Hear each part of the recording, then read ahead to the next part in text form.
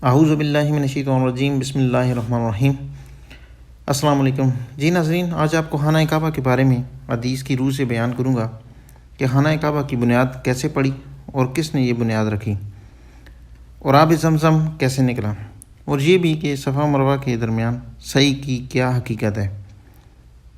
بخاری شریف کی حدیث نمبر 3364 ہے کہ حضرت ابراہیم علیہ السلام اپنی بیوی اماں حجرہ علیہ السلام اور بیٹے اسماعیل علیہ السلام کو لے کے مکہ کی وادی میں آئے، جیسے کہ اللہ تعالیٰ کا حکم تھا۔ اس وقت وہ اسماعیل علیہ السلام کو دودھ پلاتی تھیں، یعنی کہ اسماعیل علیہ السلام اس وقت دودھ پیتے بچے تھے۔ ابراہیم علیہ السلام نے دونوں کو کعبہ کے پاس ایک بڑے درخت کے پاس بٹھا دیا۔ اس وقت کعبہ نہیں تھا، لیکن وہاں پہ ایک بڑا درخت تھا، تو وہاں پہ اس کے پاس بٹھا دیا، جو اس جگہ تھا جہاں آب زمزم ہے، مسجد کی بلند جانب میں۔ ان دنوں مکہ میں کوئی انسان نہ تھا، اس لیے وہاں پانی نہیں تھا، تو ابراہیم علیہ السلام نے ان دونوں کو وہیں چھوڑ دیا اور ان کے لیے ایک چمڑے کے تھیلے میں کھجور اور ایک مشک میں پانی رکھ دیا۔ پھر ابراہیم علیہ السلام اپنے گھر کے لیے روانہ ہوئے۔ اس وقت اسماعیل علیہ السلام کی والدہ ان کے پیچھے پیچھے آئیں اور کہا کہ اے ابراہیم، اس خشک جنگل میں جہاں کوئی بھی آدمی اور کوئی بھی چیز موجود نہیں، آپ ہمیں چھوڑ کر کہاں جا رہے ہیں؟ انہوں نے کئی دفعہ اس بات کو دہرایا، لیکن ابراہیم علیہ السلام نے کوئی جواب نہیں دیا۔ آخر اماں حجرہ علیہ السلام نے پوچھا، کیا اللہ تعالیٰ نے آپ کو اس کا حکم دیا ہے؟ تو ابراہیم علیہ السلام نے فرمایا کہ ہاں۔ اس پر حجرہ علیہ السلام بول اٹھیں کہ پھر اللہ تعالیٰ ہماری حفاظت کرے گا، وہ ہم کو ہلاک نہیں کرے گا۔ چنانچہ وہ واپس آ گئیں اور ابراہیم علیہ السلام روانہ ہو گئے۔ جب وہ ثنیہ پہاڑی پر پہنچے، جہاں سے وہ دکھائی نہیں دیتے تھے، تو ادھر رخ کیا جہاں اب کعبہ ہے، جہاں پر اماں حجرہ علیہ السلام اور اسماعیل علیہ السلام کو چھوڑ کر آئے تھے۔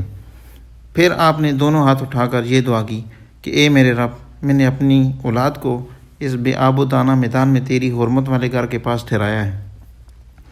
تو یہ سورہ ابراہیم میں آیت نمبر 37 اس دعا کے روح سے ہے۔ ادھر اسماعیل علیہ السلام کی والدہ ان کو دودھ پلانے لگیں اور خود پانی پینے لگیں۔ آخر جب مشک کا سارا پانی ختم ہو گیا تو وہ پیاسی رہنے لگیں اور ان کے لختے جگر بھی پیاسے رہنے لگے۔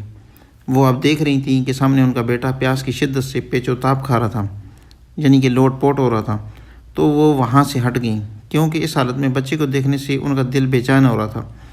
صفا پہاڑی وہاں سے نزدیک تر تھی۔ وہ پانی کی تلاش میں اس پر چڑھ گئیں اور وادی کی طرف رخ کر کے دیکھنے لگیں کہ کہیں کوئی انسان نظر آئے، لیکن کوئی انسان نظر نہیں آیا۔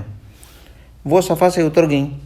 جب وادی میں پہنچی تو اپنا دامن اٹھا لیا تاکہ دوڑتے وقت نہ الجھیں، اور کسی پریشان حال کی طرح دوڑنے لگیں۔ پھر وادی سے نکل کر مروہ پانی پہ آئیں اور اس پر کھڑی ہو کر دیکھنے لگیں کہ کہیں کوئی انسان نظر آئے، لیکن کوئی نظر نہیں آیا۔ اس طرح انہوں نے 7 چکر لگائے۔ تو ابن عباس رضی اللہ تعالیٰ عنہ نے بیان کیا کہ نبی کریم صلی اللہ علیہ وسلم نے فرمایا کہ صفا اور مروہ کے درمیان لوگوں کے لیے دوڑنا اسی وجہ سے مشروع ہوا۔ تو 7ویں مرتبہ جب وہ مروہ پر چڑھیں تو انہیں ایک آواز سنائی دی، تو وہ خاموش ہو گئیں اور پھر آواز کی طرف متوجہ ہوئیں۔ وہ آواز اب سنائی دے رہی تھی۔ پھر انہوں نے اپنے آپ سے کہا کہ میں آپ کی آواز سن رہی ہوں، اگر تم میری کوئی مدد کر سکتے ہو تو کرو۔ کیا دیکھتی ہیں کہ جہاں آب زمزم کا کنواں ہے وہیں ایک فرشتہ موجود ہے۔ فرشتے نے اپنی ایڑی سے زمین میں گڑھا کر دیا، یا یہ کہ اپنے بازو سے، جس سے وہاں پانی ابل آیا۔ تو اماں حجرہ علیہ السلام نے اسے حوض کی شکل میں بنا دیا اور اپنے ہاتھ سے اس طرح کیا کہ پانی بہنے نہ پائے، اور چلو سے پانی اپنے مشکیزہ میں ڈالنے لگیں۔ جب وہ بھر چکیں تو وہاں سے چشمہ ابل پڑا۔ تو ابن عباس رضی اللہ تعالیٰ عنہ نے بیان کیا کہ نبی کریم صلی اللہ علیہ وسلم نے فرمایا، اللہ اسماعیل علیہ السلام پر رحم کرے، اگر زمزم کو انہوں نے یوں ہی چھوڑ دیا ہوتا، یا آپ صلی اللہ علیہ وسلم نے فرمایا کہ چلو سے مشکیزہ نہ بھرا ہوتا، تو زمزم ایک بہتے ہوئے چشمے کی صورت میں ہوتا۔ بیان کیا کہ پھر حجرہ علیہ السلام نے خود بھی وہ پانی پیا اور اپنے بیٹے کو بھی پلایا۔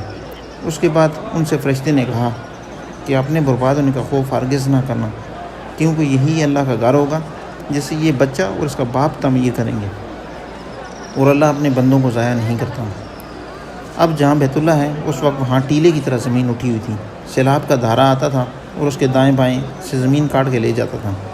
اسی طرح وہاں کے دن اور رات گزرتے رہے، اور آخر ایک دن قبیلہ جرم کے کچھ لوگ وہاں سے گزرے، تو آپ نے فرمایا کہ جرم کے چند گھرانے مقام خدا، یعنی کہ مکہ کی بھلائی حصے کے رستے سے گزر کر مکہ کے نشیبی علاقے میں انہوں نے پڑاؤ کیا۔ قریب ہی انہوں نے منڈلاتے ہوئے کچھ پرندے دیکھے ان لوگوں نے کہا کہ یہ پرندے پانی پہ منڈلا رہے ہیں، حالانکہ اس سے پہلے جب بھی ہم اس میدان میں سے گزرے یہاں پانی کا نام و نشان بھی نہ تھا۔ آخر انہوں نے اپنا ایک آدمی یا 2 آدمی بھیجے، وہاں انہوں نے واقعی پانی پایا، چنانچہ انہوں نے واپس آ کر پانی کی اطلاع دی۔ اب یہ سب لوگ پانی پینے وہاں پہ آئے تو راوی نے بیان کیا کہ اسماعیل علیہ السلام کی والدہ اس وقت پانی پر ہی بیٹھی ہوئی تھیں۔ ان لوگوں نے کہا کہ آپ ہمیں اپنے پڑوس میں پلاؤ ڈالنے کی اجازت دیتی ہیں؟ تو اماں حجرہ علیہ السلام نے کہا ہاں، لیکن اس شرط کے ساتھ کہ پانی پر تمہارا کوئی حق نہیں ہوگا۔ انہوں نے اسے تسلیم کر لیا۔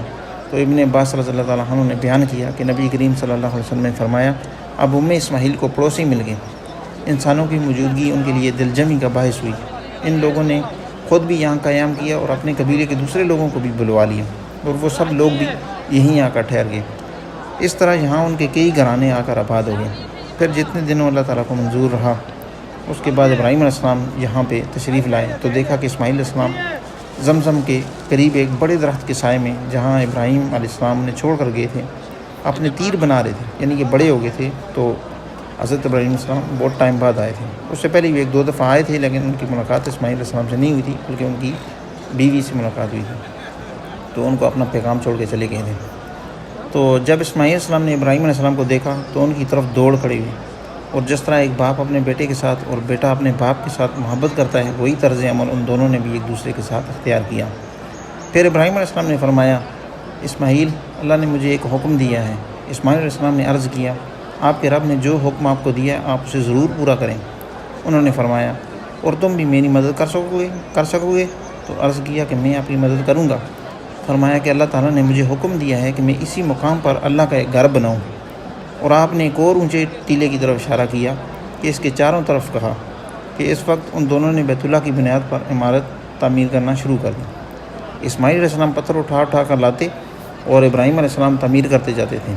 جب دیواریں بلند ہو گئیں تو اسماعیل علیہ السلام یہ پتھر لائے جو کہ ابھی مقام ابراہیم پہ رکھا ہوا ہے، اور ابراہیم علیہ السلام کے لیے اسے رکھ دیا۔ اب ابراہیم علیہ السلام اس پتھر پر کھڑے ہو کر تعمیر کرنے لگے تو اسماعیل علیہ السلام پتھر دیتے جاتے اور یہ دونوں یہ دعا پڑھتے جاتے، ہمارے رب، ہماری یہ خدمت تو قبول کر، بے شک تو بڑا سننے والا اور جاننے والا ہے۔